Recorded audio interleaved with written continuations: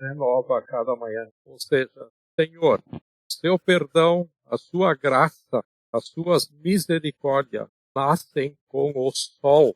Hoje elas nasceram com a chuva, mas nós estamos aqui. E se não tivesse perdão e reconciliação, muitos de nós não estaríamos aqui. Se tem uma coisa que todos nós temos em comum é que para estarmos aqui precisamos de perdão. Porque sem perdão não há futuro. Sem perdão não há possibilidades. E essa é a nossa conversa perante a mesa da ceia que vamos ter nesta manhã. E a ceia, ela conta para nós que se não fosse o perdão, e se nós não precisássemos perdão, a ceia não precisaria existir. E essa mesa só existe porque nós precisamos de graça, e essa mesa só existe porque nós precisamos da segunda chance, precisamos de recomeço, precisamos de novas possibilidades. E a mesa de Jesus nos conta a respeito do perdão, do perdoar e de reconciliar.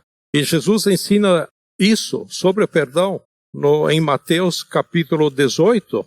E antes de ler, eu quero te pôr dentro do contexto.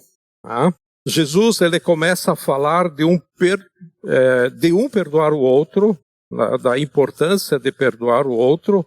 E Jesus ele é muito prático, né? Jesus ele diz assim: se alguém te feriu, chame essa pessoa e converse com ela a sós.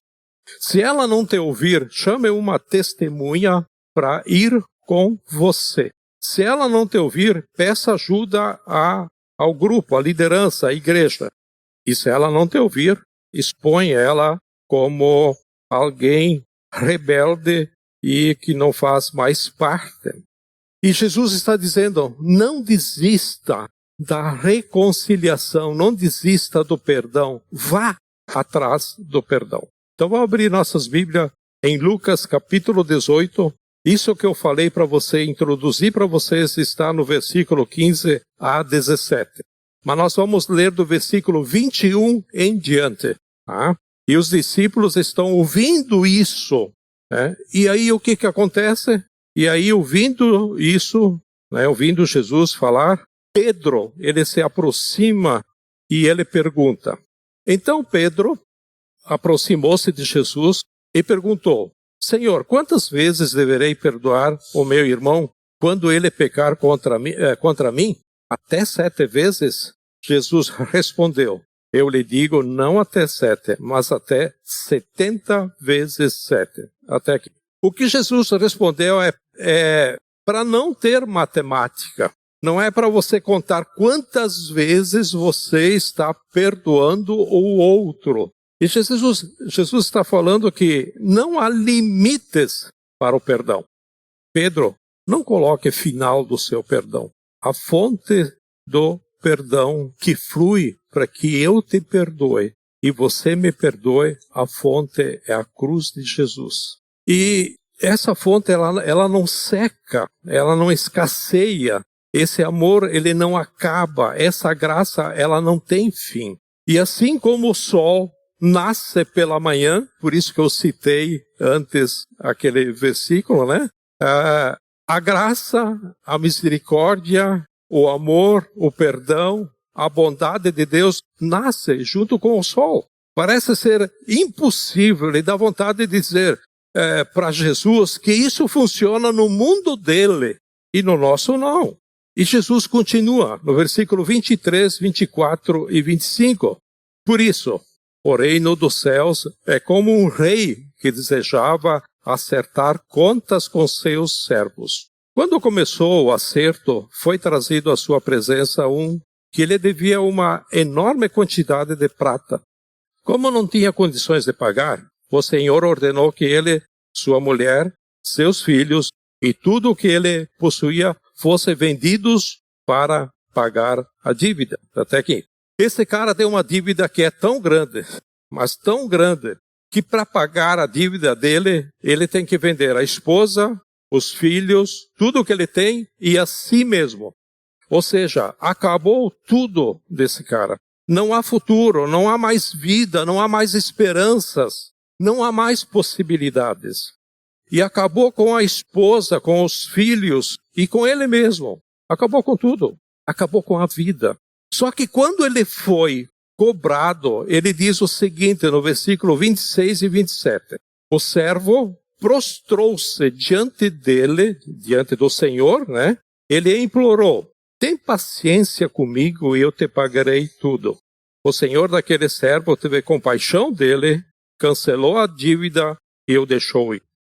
Esse cara que não tem futuro, a dívida com o Senhor compassivo, com um Senhor cheio de compaixão, esse Senhor olha para ele e diz para ele: cara, é o seguinte, você está perdoado, volte a viver, você está livre, vai para a vida, tem futuro para você, tem esperança, vai viver.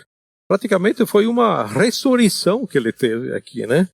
E esse cara que não tinha mais para onde ir, e agora tem para onde ir, ele não tem mais aquele peso da dívida. Ele sai de lá, perante o seu Senhor, perdoado. E agora, olha o que acontece.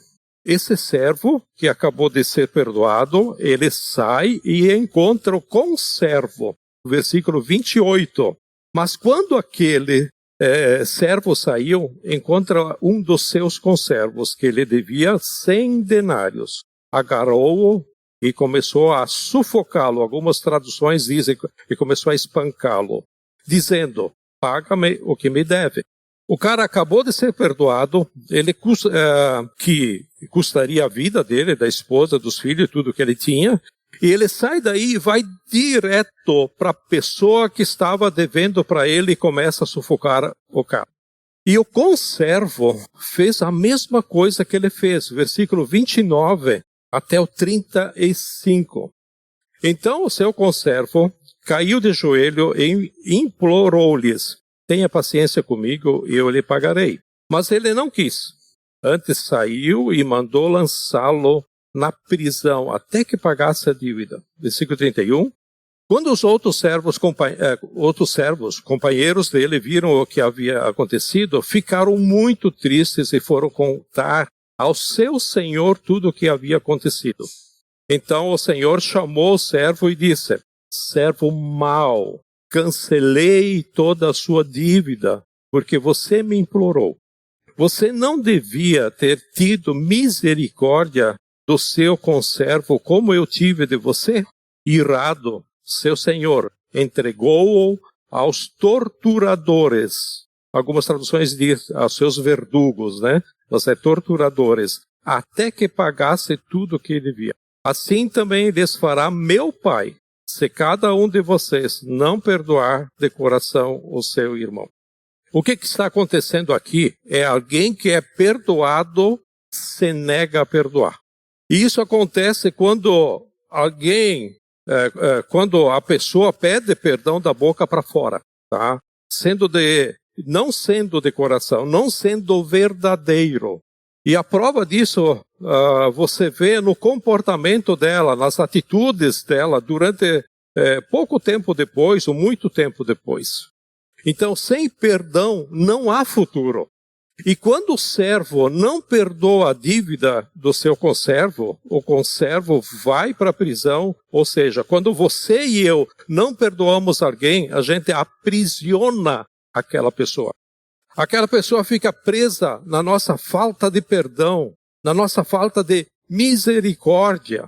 E aí, quando o servo vai diante do Senhor, que a ilustração aqui é o próprio Deus, né? Diz: por que você foi mau? Por que você fez isso? Você deveria ter recebido essa misericórdia e ter compartilhado com o outro. Já que você não faz isso, agora você vai ser torturado. Tá? E o torturador dessa pessoa, não é o diabo, não é o demônio, né? A pessoa que não perdoa, o torturador dela é a culpa, é o desejo de vingança. É aquela história: eu não quero mais ter contato com essas pessoas, eu não quero mais ter contato com esse grupo, né, com esses familiares. Então, é algo que a pessoa se vinga, retaliação. Então, perdoar, não pedir perdão, adoece os seus ossos. E Provérbio de Salomão diz para nós que esse peso na alma adoece os nossos ossos, nosso corpo. E muita gente com depressão, e algumas pessoas vêm disso. Uma vez eu ouvi alguém dizer que se você visita uma casa de internado de pessoas que dizem que são loucas, 90% elas não são loucas. O problema é falta de perdão. E tem muita gente doente por causa disso, infelizmente, né? Com dores, enfermas. Não é porque a vida está passando, mas é porque tem peso, está sendo torturado ou torturada com a falta de perdão, com desejo de retaliação, desejo de vingança. E além disso, deixa o outro que precisa de perdão também preso. Fica preso todo mundo. Por quê? Porque sem perdão não há futuro, apenas repetição do passado. E assim as pessoas levam uma vida triste, porque o seu coração está entristecido. E repito, sem perdão não há futuro. E me parece que andar com Jesus, fazer parte da comunidade ou da família de Jesus, é ser o povo do perdão. Eu repito, é ser o povo do perdão. E Jesus chama o seu povo, os seus discípulos, e vai ensinar o seu povo a orar.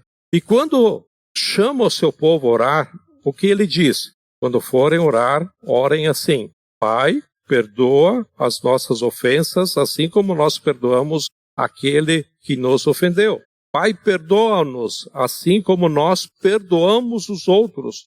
Mateus 6,12. Né? Então, olha a oração que Jesus nos ensina.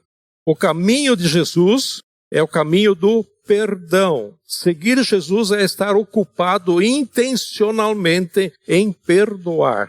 Dar perdão, dar espaços, oportunidade para perdão.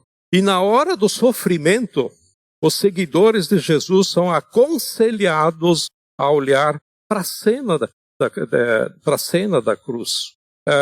Porque não há no mundo uma cena mais injusta, mais maldosa do que a cena da cruz. Ali na cruz está pendurado Deus em forma humana. Em João 1 diz que a graça e a verdade se tornaram carne. E nós, com o nosso sistema, com a nossa organização de mundo, crucifica esse Deus. Por isso não há um sofrimento mais profundo e injusto do que a cena da cruz. E o nosso mestre Jesus, ele está lá dizendo, ele não está dizendo: Pai, por que está vendo isso comigo? Pai, por que isso não acaba logo? Não, Jesus não está dizendo isso. Ele está lá dizendo: Pai, perdoa eles, porque não sabem o que fazem. Então, na oração, nós oramos: Pai, perdoa-nos como nós perdoamos os outros. E no sofrimento, o exemplo de Jesus é: Pai, perdoa aqueles que me fazem sofrer, porque não sabem o que estão fazendo. E se nós somos muito sinceros, temos que concordar que eu e você, nós também somos o motivo dessa oração de alguém. Por exemplo, tem alguém que está orando: Pai, perdoa o Prede, porque ele não sabe o quanto ele está me machucando. Pai, perdoa essa pessoa que está sentada ao meu lado, ao direito, à minha esquerda, atrás de mim, na frente, sei lá onde, né? Porque não sabe o quanto me machuca. Nós somos seres frágeis. Sem querer, a gente machuca o outro. Não precisa ser maldoso para machucar alguém. E na injustiça, o caminho de Jesus diz para mim e para você: Pai, perdoa ele, porque não sabe o que está fazendo. Perdoa ele, porque não sabe o que faz. Então, na oração, a gente aprende a orar: Pai, nos perdoa, porque nós perdoamos as pessoas que nos ofenderam. E no sofrimento, aprendemos a orar: Pai, perdoa ele, porque não sabe o que está fazendo. E agora, olha que coisa boa que Jesus faz, né? E quando Jesus envia os seus discípulos para o mundo, E se você segue a Jesus, você é um discípulo, está no mundo. E Jesus diz assim, eu dou a você a autoridade para perdoar pecados. Olha que coisa sensacional, né? Que Jesus fez. Vocês, Grupo Aliança de Bento Gonçalves, vocês, o povo que se reúne em volta de mim, vocês que me têm como modelo, dou a vocês a autoridade para perdoar pecados. Eu explico isso. Não é que se você não perdoa alguém, essa pessoa não é perdoada por Deus. Não é isso. Tá? Essa ordem, essa dádiva que Deus nos deu, é uma ordem social. Isso é para nós aqui. Não é que se eu não perdoar você, Deus não te perdoa. Deus já te perdoou. Tá? Você, sabendo ou não, aceitando ou não, se sentindo ou não, você já é perdoado ou perdoada e não há mais condenação para você. É isso que o versículo bíblico diz. Né? Esse é o papel de Deus. Ele fez e está feito e ponto final. Ele te perdoa porque Ele te ama e não porque você merece ser perdoado. Ele te perdoa porque Ele é a misericórdia. E agora entre nós, veja o que diz Tiago, capítulo 5, versículo 16. Tá? Diz, porquanto confessa seus pecados, tá? Para os outros, para que você seja o quê? Curado. Não é para você confessar pecado para os outros, simplesmente porque, tem que confessar os meus pecados. Não, há uma razão disso. É para que você seja curado. Não é para Deus te perdoar, tá? Que você tem que confessar aos outros, mas é para ser curado, porque Deus já te perdoou. Sabe aquela sensação que você precisa conversar com alguém porque você se sente engasgado? Você tem alguma coisa que não está legal? Quando você falar, o próprio Jesus vai ajudar o perdão dessa pessoa na sua vida. Então você chega para a pessoa e fala, olha, eu fiz isso. Então Jesus está dizendo para cada um de nós, você vai ouvir os pecados da pessoa. E ela vai ser aliviada, ela vai ser curada. Jesus está dizendo para cada um de nós, vai para o mundo perdoando pecados. Vai para o mundo dizer para as pessoas que estão perdoadas. Vai para o mundo celebrando perdão. Não é isso que acontece com a mulher que foi pega em adultério? A mulher foi pega em adultério, levaram ela até Jesus. Havia futuro para ela? Não havia futuro para ela. Ela ia morrer? Sim. Apedrejada. A sentença de morte era apedrejada.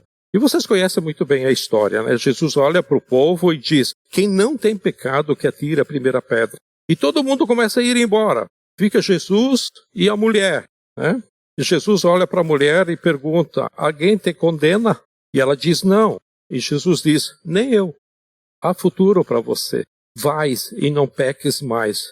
Nova possibilidade, nova oportunidade, uma segunda chance. Tem um autor de um livro, ele diz que nós cristãos acreditamos que Jesus nos salva, mas ele diz que nós temos dificuldade de acreditar nas ideias de Jesus, nos ensinos de Jesus. Por exemplo, Jesus me salva, mas vir com essa ideia de que tenho que perdoar tanto assim, isso não existe. Perdoar 70 vezes 7, isso é infinito. Vou levar tapa a vida toda?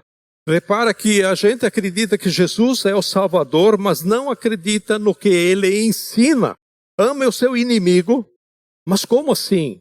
É perigoso amar o inimigo. Como faço para amar o inimigo? Vamos ver lá em Romanos capítulo 12, versículo 20. O que diz lá? Se o seu inimigo tiver fome, dê-lhe de comer. Se tiver sede, dê-lhe de beber. Fazendo isso, você amontoará brasas vivas sobre a cabeça dele. Amontoar brasas sobre a cabeça dele não é queimar a pessoa ou a cabeça da pessoa, tá? Ela vai ficar sem cabelo, os cabeleireiros vão entrar em crise depois, tá? Ok? Ajuntar, mas é ajuntar um turbilhão de pensamentos na cabeça dessa pessoa, que vai gerar um arrependimento. Porque a ideia não é que você ame o inimigo para que o seu inimigo morra como inimigo. A ideia é que você ame o seu inimigo até que o inimigo se torne seu amigo. Por isso que Jesus fez, foi isso que Jesus fez comigo e com você. Por isso que nós estamos aqui hoje. Paulo fala que Jesus nos amou enquanto nós éramos seus inimigos. E não há espaço para recomeço e reconciliação sem perdão. Temos que ter a coragem de que isso é possível. Temos que ter coragem de imaginar que isso é real. Esse é um novo mundo. O símbolo do sucesso dessa questão do perdão é a cruz. E a cruz não é a força. A cruz é a fraqueza. A cruz é morte. A cruz é doação. A cruz é o esvaziar do eu. Ou como posso me doar? Como posso servir? Como posso ser útil? E não só pensar como posso ser abençoado. Tem gente que pensa, como posso ser abençoado? Eu vou lá na aliança para buscar, para ser servido. Pessoas que às vezes olham para o seu umbigo só e ainda reclama. E aqui eu quero fazer um parêntese. Não estou dizendo a você, por exemplo, que vive num relacionamento abusivo, que você deve perdoar e permanecer debaixo desse abuso. Entenda o que eu quero dizer aqui. Perdão genuíno é o perdão que abre portas para novas possibilidades. O que não abre portas para novas possibilidades não é perdão. Você não perdoa quando entra no círculo vicioso de apanhar, perdoar, ser ofendido e perdoar, tá? Seja físico ou emocional. Você precisa sair dessa relação e saber que você é amado, você é amada, você é aceito, você aceita, você é acolhido, você é acolhida pelo nosso Pai. E o caminho do perdão de uma relação é sempre a possibilidade de abrir um novo caminho, uma nova porta. Isso é perdoar. É assim que eu quero me aproximar com vocês nessa mesa da ceia nessa manhã. Será que nós cremos que Jesus somente nos salva ou também cremos nas suas ideias? O seu jeito de governo. O fundamento do governo de Jesus é o perdão. Se o nosso evangelho que a gente segue não combina com Jesus na cruz, que perdoa bandido no último minuto de vida, precisamos rever o nosso evangelho. Não o dele, porque o dele é um Deus crucificado, perdoando um bandido que foi crucificado ao seu lado, dizendo, hoje estarás comigo no paraíso. Perdão incondicional, perdão completo. Então eu repito, sem perdão não há futuro, nem o teu relacionamento com Deus. A oração não chega nem nas nuvens. Eu queria, nesta manhã, que nós nos aproximássemos dessa mesa na expectativa de quem eu preciso perdoar. Quem você precisa perdoar. E mais, para quem nós precisamos pedir perdão. Em Mateus 5, 23, 24, vai estar ali na tela. Portanto, se você estiver apresentando sua oferta diante do altar e ali se lembra de que seu irmão tem algo contra você, deixa sua oferta ali diante do altar e vá. Primeiro reconciliar-se com seu irmão. Depois volte e apresente a sua oferta. Jesus disse de que se nós fôssemos levar uma oferta ao altar, dar a nossa oferta, né? Lembraremos, olha isso aqui, gente, tá? Se a gente levar no pé da letra, acho que não vai dar para pagar o aluguel dessa sala para nós o mês que vem, né? Olha, Jesus falou assim, na hora da sua oferta, se alguém tem algo contra você, deixa a sua oferta ali, não doa. Vai até essa pessoa, se conserta primeiro, depois você vem e dá. Em 1 Coríntios, no capítulo 11, o apóstolo Paulo diz ao grupo Aliança de Coríntios, pessoal, vocês não estão discernindo o corpo na hora da ceia. Na época não era o primeiro domingo do mês, num prédio como esse, né? Porque eles faziam suas reuniões nas casas. Nem um copinho de suco e pedacinho de pão como esse que vamos pegar daqui a pouco. A ceia era uma festa chamada Festa Ágape. E o que acontecia era que todos esses se reuniam num lugar, como se reuniam na casa, e era um grupo maiores, às vezes se reuniam até numa praça. E cada um trazia a sua comida. E naquela época já existia diferenças sociais. Então tinha pessoas que levavam uma comida mais cara, tinha pessoas que levavam uma comida meio termo, e tinha gente que não tinha o que levar. E o que o Paulo diz lá em Coríntios 11 é que o pobre que chegou sem pão saía com fome. Porque os ricos se reuniam para comer no seu cantinho, comiam aí a sua comida e iam embora. O que não tem pão entra com fome e sai com fome. E aí Paulo diz, vocês não percebem que vocês estão condenando a si mesmos fazendo isso, não discernindo o corpo de Cristo? Como é que pode vocês fazendo isso? É Paulo falando isso. Vocês estão condenando o próprio corpo e vocês, porque vocês são um só corpo. Da mesma forma, Jesus, como você vai trazer uma oferta sabendo que tem alguém que é parte do seu corpo, que é parte de você, que tem algo contra você? Vai lá, se acerta com ele, depois você volta. A menos que isso já foi acertado, a menos que você já fez isso. Aí o problema está com a pessoa, é com ela. Então não perca a ciência do corpo, não perca a consciência de ser humanidade, família humana. Não acredite numa espiritualidade que te põe diante de Deus sem pôr diante do próximo. Não acredite numa vida espiritual que diz para você que tem como Deus se agradar de você, enquanto ninguém perto de você te suporta, por ser orgulhoso, por ser arrogante, por ser egoísta. Impossível. Só há um jeito de amar a Deus. Só há um jeito de servir a Deus. Só há um jeito de adorar a Deus. Servindo o outro, acolhendo o outro, amando o outro, abraçando o outro. Deus escolheu morar no outro. Quer amar a Deus, quer servir a Deus, quer dar ofertas a Deus, quer ceiar na mesa de Jesus. Chame o outro e Jesus estará entre você. Porque onde 2 ou mais estão reunidos em meu nome, ali eu estarei. Por isso não há quem no mundo que possa dizer, eu sou a igreja. Não há singular indivíduo na igreja de Jesus, porque nós somos a igreja de Cristo. Eu não sou a igreja sozinho. Eu fico em casa, fico assistindo estudos pelo vídeo, pela internet, não. Você não é igreja lá sozinho, isolado.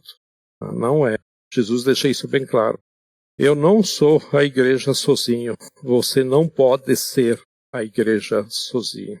Tanto que o povo judeu é chamado de nação de Israel, ou seja, povo de Deus. É isso que nós somos, uma nação de Deus, um povo de Deus, uma nação santa, uma nação exclusiva, seguidores de Jesus. E eu diria que nós somos o povo do perdão. Querido Deus, muito obrigado pelo dia de hoje. Muito obrigado por esse momento. Muito obrigado por cada um que está aqui. Esteja abençoando cada um de nós, ó Pai. E abençoando aquelas pessoas que por uma razão ou outra não vieram também. Esteja abençoando, esteja com elas também, Pai. E essa semana, ó Deus, nós temos uma semana diante dos fatos que estão acontecendo, em especial no nosso estado e também no estado vizinho de Santa Catarina. Senhor, te pedimos a Tua graça, a Tua misericórdia. E estamos vendo o quanto o Senhor nos cuida, o quanto o Senhor nos livra, o quanto o Senhor tem tido cuidado com nós, ó Pai. Mas sabemos que isso talvez muitas pessoas que têm a Ti, ó Pai, estão passando por um sofrimento. Não é um sofrimento terrível como aquelas pessoas que vão ficar depois do arrebatamento, ó Deus. Talvez isso aqui seja uma pequena amostra do que vai ser durante os 7 anos da grande tribulação, ó Deus. E o Senhor nos livra disso. Por isso, ó Deus, eu te peço que nos fale a cada um de nós essa semana qual é o nosso papel diante de Ti e diante das pessoas também. Como devemos agir, o que fazer, e que isso seja para a Tua honra, para a Tua glória. Em nome de Jesus. Amém?